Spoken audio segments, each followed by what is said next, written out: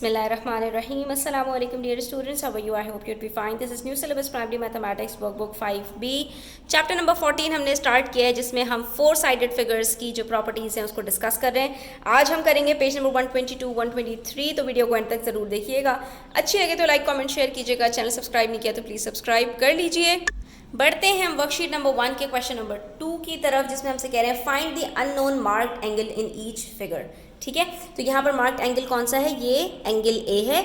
और याद करो स्टूडेंट्स, हमने क्या प्रॉपर्टीज़ में पढ़ा था कि पैरेललोग्राम के अंदर जो ऑपोजिट एंगल्स होते हैं वो हमेशा बराबर होते हैं. अगर ये 120 डिग्री है तो इसका ऑपोजिट एंगल ए वो भी बराबर होगा 120 डिग्रीज के. ठीक है, इसकी ऑपोजिट साइड्स भी बराबर होती हैं और ऑपोजिट एंगल्स भी बराबर होते हैं. ठीक है, इसी तरह से यहाँ पर एंगल बी है तो ये बराबर होगा इस एंगल के. अब हमें ये तो नहीं पता, लेकिन हमें एक और प्रॉपर्टी याद थी कि दो जो एंगल्स एक ही लाइन के ऊपर लाई करते हैं वो भी बराबर होते हैं 180 डिग्री के.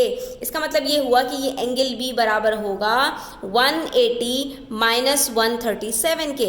यानी 180 में से 137 निकाल दो तो जो बाकी बचता है वो एंगल बी होगा, क्योंकि एंगल बी और 137 मिलकर 180 डिग्री के बराबर होंगे. तो अगर हम इसको जब सब्ट्रैक्ट करते हैं तो हमारे पास आंसर आता है 43 डिग्रीज. इसका मतलब है ये एंगल बी बराबर है 43 डिग्रीज के. ठीक है, अगर ऑपोजिट एंगल गिवन है तो सिंपल है कि एंगल आपका उसी के बराबर होगा. अगर आपको कॉरस्पॉन्डिंग एंगल या आपको जो एडजेसेंट एंगल है वो दिया हुआ है तो आपको क्या होगा कि आपको सिंपली स्टूडेंट्स क्या करना होगा, 180 में से सब्ट्रैक्ट कर लेना होगा. ठीक है, अब आ जाओ क्वेश्चन नंबर 3 पार्ट ए करते हैं. इसके अंदर स्टूडेंट्स हमें ये एंगल ए फाइंड आउट करना है और हमें पता नहीं है कि ये कितना एंगल होगा. तो हम यहाँ पर देख सकते हैं कि इसके साथ जो इसी लाइन के ऊपर हमें एंगल दिया हुआ है वो 35 है और यहाँ पर भी आधा एंगल हमारे पास गिवन है स्टूडेंट्स. तो अब यहाँ पर हम क्या करेंगे, कैसे फाइंड आउट करेंगे? तो आपको ये बात याद होनी चाहिए कि ये एंगल 35 और ये पूरा का पूरा एंगल यानी 92 और ए मिलकर तीनों 180 डिग्री के बराबर होंगे. ठीक है, क्योंकि ये एक ही लाइन के ऊपर जो पेयर के एंगल्स होते हैं वो 180 डिग्री के बराबर होते हैं. तो मैं यहाँ पर ये कह सकती हूँ कि एंगल ए बराबर होगा 180 में से पहले मैं 92 डिग्री सब्ट्रैक्ट करूँ, मेरे पास बच जाएगा 88 डिग्रीज और 88 में से मैं फिर से 35 को सब्ट्रैक्ट करूँ तो मेरे पास जो बचेगा वो एंगल ए होगा. ठीक है, 180 में से 90 सब्ट्रैक्ट करते हैं, 90 बचता है, 2 और सब्ट्रैक्ट करते हैं, 88 बचता है. अब आप यहाँ पर 88 को 35 के साथ सब्ट्रैक्ट करके देख लीजिए, आपके पास क्या बचेगा 53. तो हमारे पास एंगल ए यहाँ पर क्या है 53 डिग्रीज. अब आप यहाँ पर करके भी देख सकते हो स्टूडेंट्स कि 92 प्लस 53 आपके पास क्या आता है आंसर इसका? आपके पास आता है 145. 145 में जब आप 35 ऐड करते हैं तो 180 ही मिल जाता है. तो बस आपको ये बात याद रखनी है कि अगर आपके पास ऑपोजिट एंगल नहीं दिया हुआ तो आप पीछे वाला या आगे वाला एंगल देखेंगे और उसको 180 डिग्री में से सब्ट्रैक्ट कर लेंगे. ठीक है, अब देखिए यहाँ पर स्टूडेंट्स हमारे पास एंगल बी हमें फाइंड आउट करना है.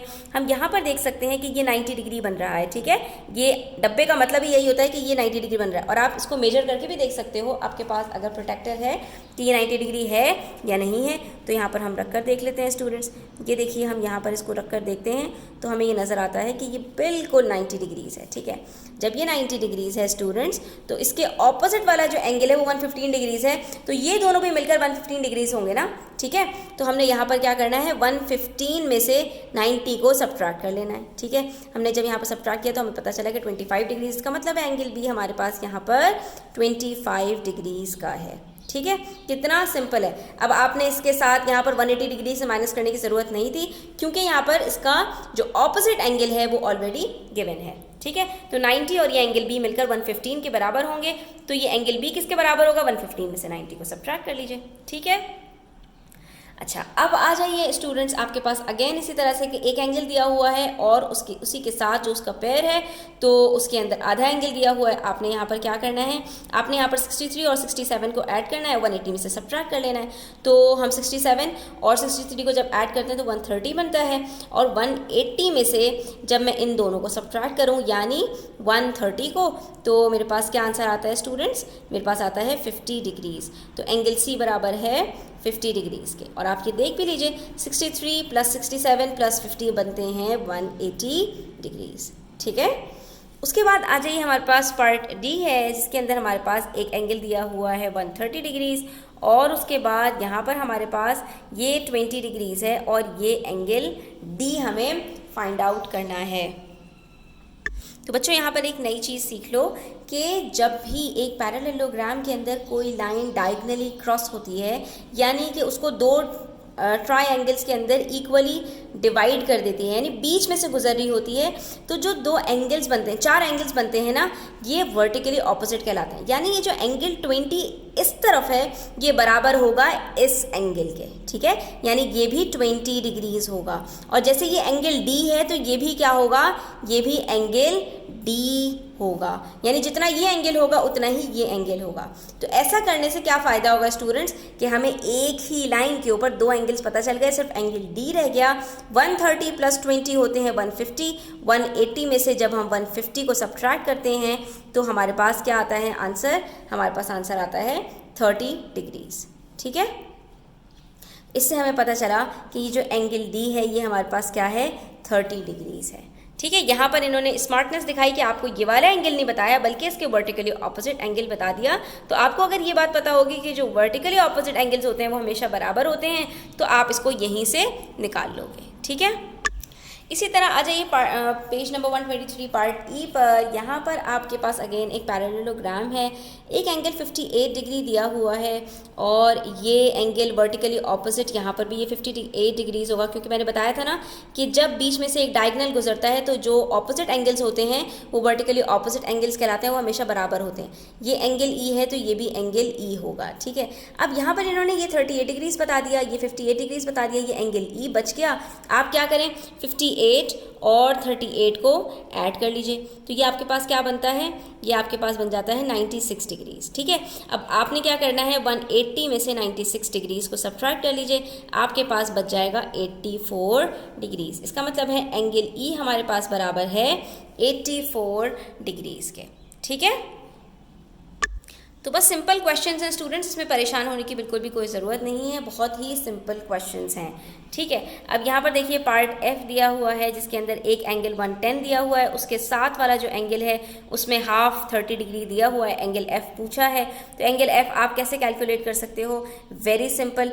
आपने एंगल एफ कैलकुलेट करने के लिए 180 में से पहले 110 को निकालना है, आपके पास बच जाएगा 70 डिग्री। 70 में से आप फिर 30 डिग्री को भी निकाल दीजिए, तो आपके पास बच जाएगा 40 डिग्रीज, जो कि बराबर है एंगल एफ के, ठीक है। देन वी हैव पार्ट जी। इसके अंदर हमारे पास ये वाला एंगल गिवन है 80 डिग्रीज का और ये एंगल जी हमसे पूछा हुआ है। तो अब हम इसको कैसे कैलकुलेट करेंगे स्टूडेंट्स, क्योंकि इसके अंदर तो स्टूडेंट सिर्फ एक एंगल गिवन है और इसके साथ का एंगल यहाँ पर ये भी गिवन नहीं है। तो स्टूडेंट्स परेशान होने की ज़रूरत नहीं, ये जो आपको साइंस दी हुई होती है ना, ये भी देख लिया करें। अब यहाँ पर आपको ये एक एरो दिया है, इसके ऑपोजिट में भी एक एरो दिया हुआ है। इसका मतलब ये है स्टूडेंट्स कि आपके पास ये दोनों जो लाइन्स हैं ये पैरेलल हैं और इसी तरह से ये दोनों जो लाइन्स हैं ये भी पैरेलल है, क्योंकि यहाँ पर दो एरोज़ हैं, ये दो एरोज़। लेकिन ये जो आपको डैश नज़र आ रहा है ना स्टूडेंट्स, ये यहाँ भी है, ये यहाँ भी है, ये यहाँ भी है और ये यहाँ भी है। इसका मतलब ये है कि अगर फॉर एग्जांपल ये 6 सेंटीमीटर है तो ये भी 6 सेंटीमीटर, ये भी 6 सेंटीमीटर, ये भी 6 सेंटीमीटर। ये लाइंस आपको बता रही हैं कि ये वाला जो ट्रायंगल है ये भी आइसोसेलेस है और ये वाला जो ट्रायंगल है ये भी आइसोसेलेस है। न सिर्फ ये कि ये आइसोसेलेस हैं दोनों, बल्कि इनके ये चारों साइड्स भी बराबर हैं, यानी कि हमारे पास जो इसके ऑपोजिट में एंगल्स बन रहे होंगे, इसके ऑपोजिट में कौन सा एंगल बन रहा है, ये वाला एंगल। इसके ऑपोजिट में कौन सा एंगल बन रहा है, ये वाला एंगल।